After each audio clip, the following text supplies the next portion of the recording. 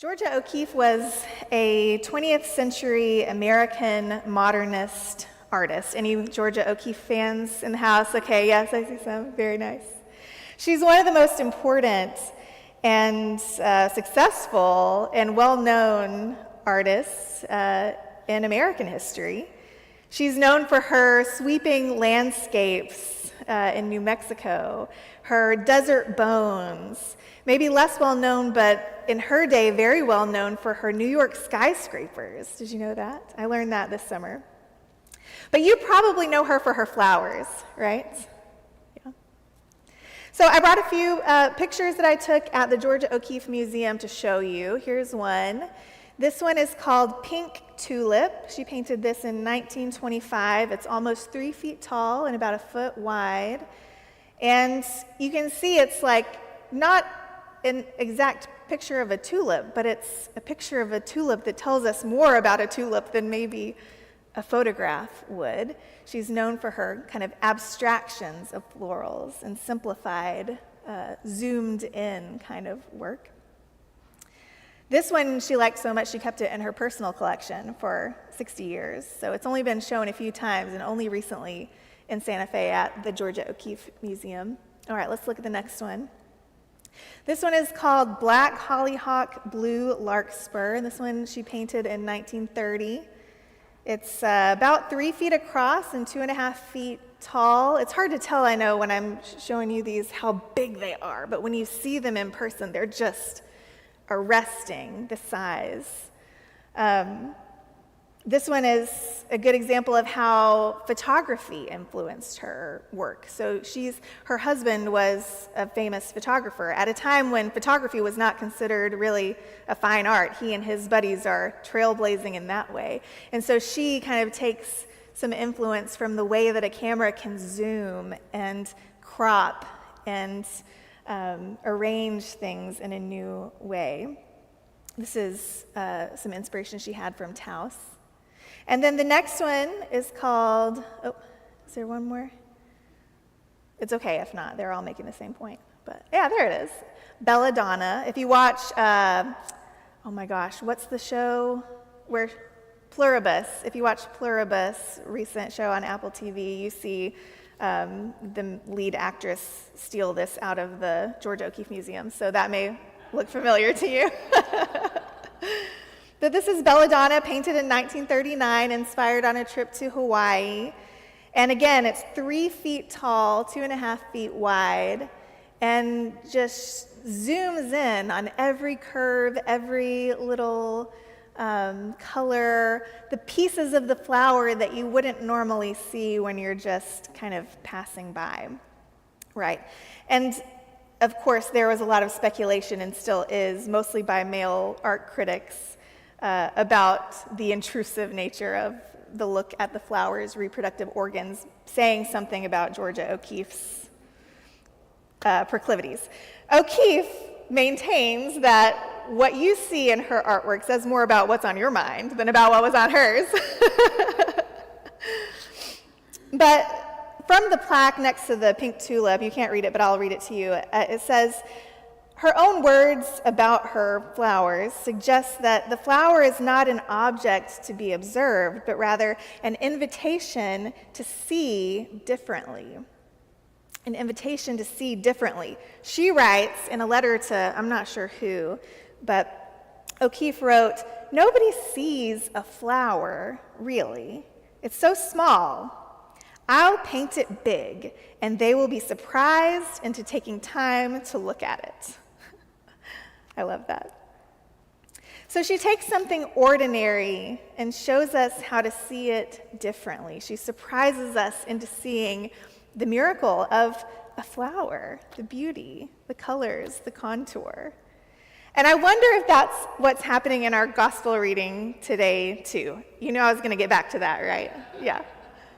Jesus is taking something so small, so ordinary, a meal, and he's making it big so that we stop and notice, so that we stop and see differently.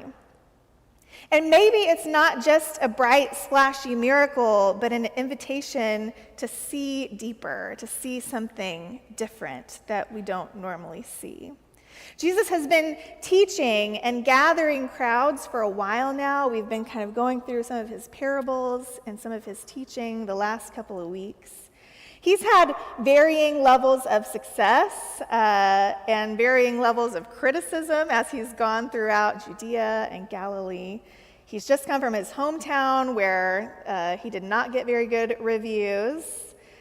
And he continues to kind of be this unknown figure, this unknown threat to the power players in the region. He's making them nervous because when you gather a big crowd out in the hills of Judea, it looks a lot like a rebellion, or it could turn into one pretty quickly. And this is not unfamiliar to the rulers in Jesus' day. It's not unexpected. In fact, even now, today in Palestine, it is illegal to gather in groups of more than 10 Palestinians for anything that could even be considered a political purpose. Did you know that? Because big crowds are dangerous, especially when they're made of oppressed peoples, right? So the people in Jesus' day, as Katie mentioned, were exploited, were oppressed, as so many in that region are even now. They were abandoned by their leaders who are jockeying for favor with the superpower of their day, with Rome, right? All sounds very familiar. Herod Jr. is the client king at this point. He's the puppet of Rome, and he's a part of a dynasty that has been ruling that area.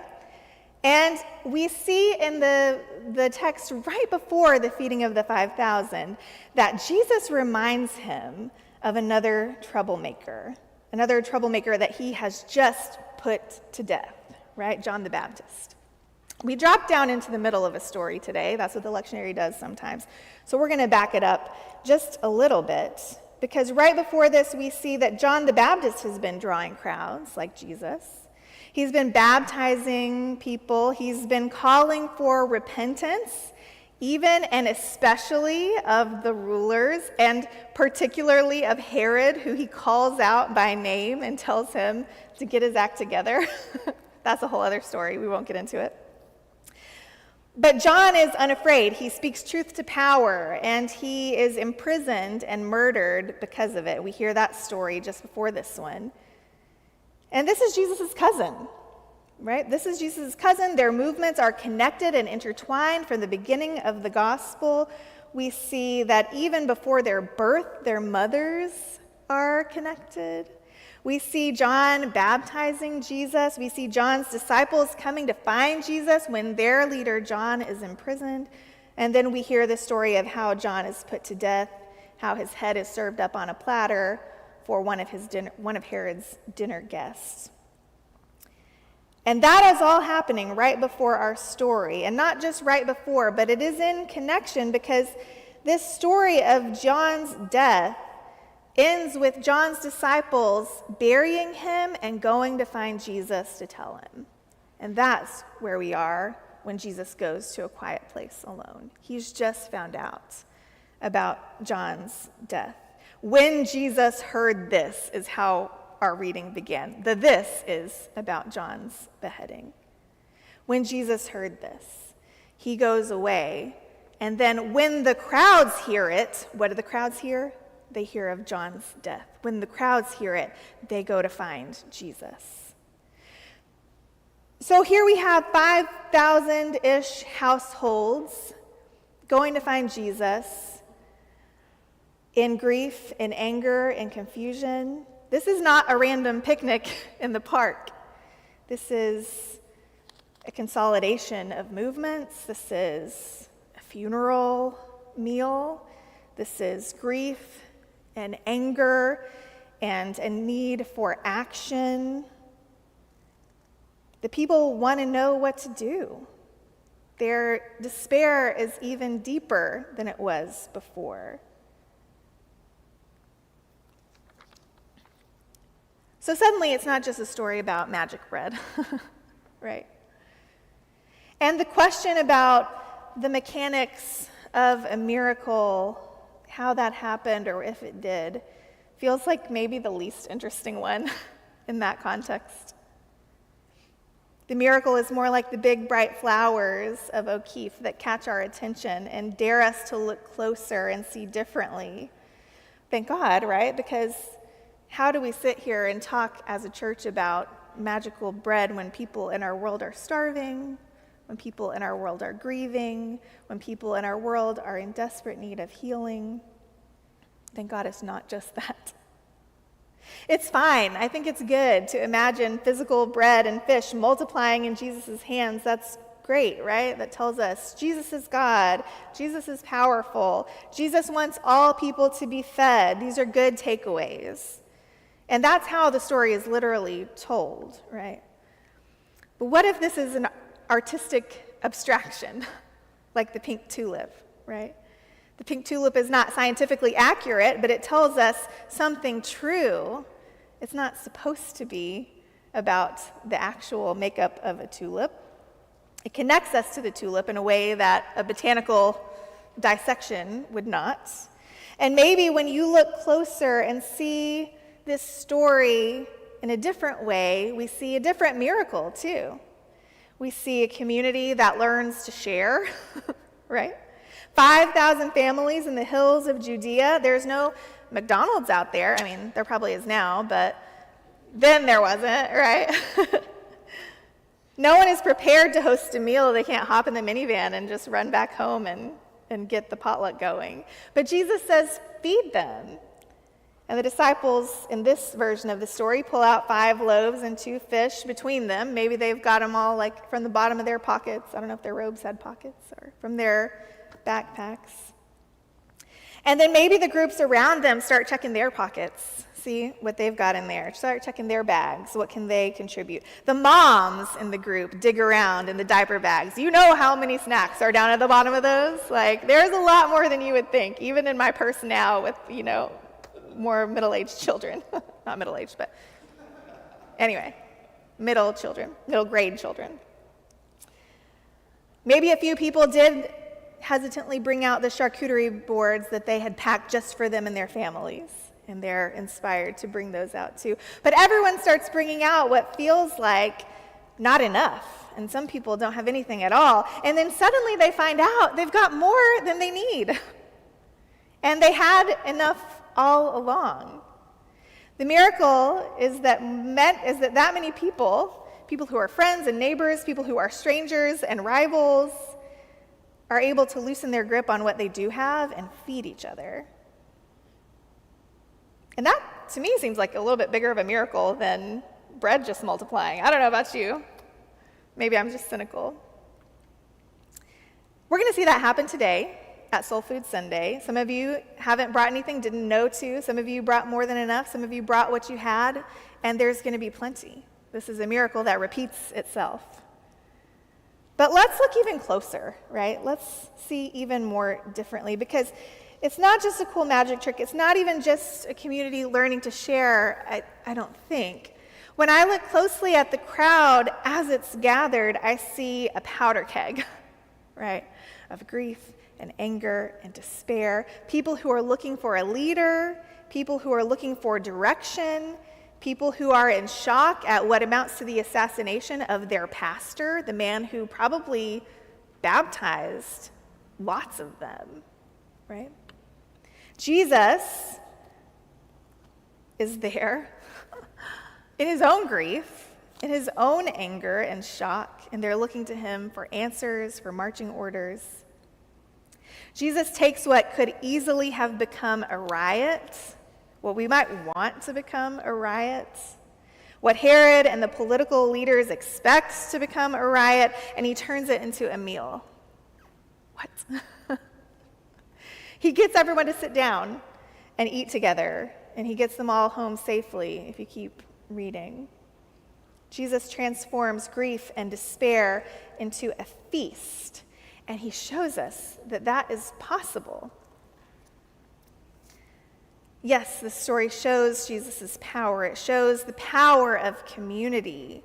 But I wonder if that all is drawing us into an even deeper truth that is set in such stark contrast to the political leaders that we hear about just before this story, right? The political leaders who take people's grief and fear and weaponize it, who incite fear, who respond with violence. And whether it is Herod executing John the Baptist, or whether it is Austin police officers executing Anthony L. Williams, a 17-year-old kid on a playground who needed help. Some leaders, regardless of our time and place, respond to the needs of the people with fear and violence, and that's the narrative that they have been taught to respond with. But Jesus responds to the needs of the people by feeding them. He responds to their grief, he responds to their pain by healing them. And this is not to diffuse their political power, right? But to show another way. This is not some kind of centrist, don't be like the rioters, don't be like the politicians, let's just all sit down and get along. That's not what's happening with Jesus. Don't forget, he ends up dead too, right? It's worth noting that all of the criticisms that Jesus makes against the establishment and the powers and the religious leaders are throughout the Gospels, and we don't ever hear him criticizing the zealots or the rioters. But he does show a different kind of rebellion, a different kind of leadership, a different kind of community that is just as threatening to those in power as the zealots and rebels of Judea. He shows us a community where the people make sure that everyone is fed, that everyone is cared for in their grief, that everyone has a place to belong, that everyone can find healing. I know it's an election year, and yes, we want to push for those kinds of leaders who turn grief and oppression into a meal instead of into a weapon. It's pretty easy to see if you look, right? We do not want to push for the leaders who invoke Jesus' name, but those who create the kind of world that he is creating. We are always looking for those leaders and always becoming those leaders and always trying to become that kind of community, for sure. But having political leaders that are like that is not the miracle. Right? Thank God, because we're going to be waiting a long time for that one, I'm afraid. It's not the miracle we're waiting for, and it's not what Jesus shows us. The miracle is that we don't have to wait for that. The people feed each other. The power of God is with the people, not in the palace, right? And we don't need anybody's permission for that. We can be building God's community now. With what we have, we can be turning grief into meals. We can be turning anger into healing. We can be leaning into the power that we already have and opening that welcome wider and wider. The miracle is that we don't have to wait for perfect leaders or for ourselves to be perfect or ourselves to be better resourced or for better timing.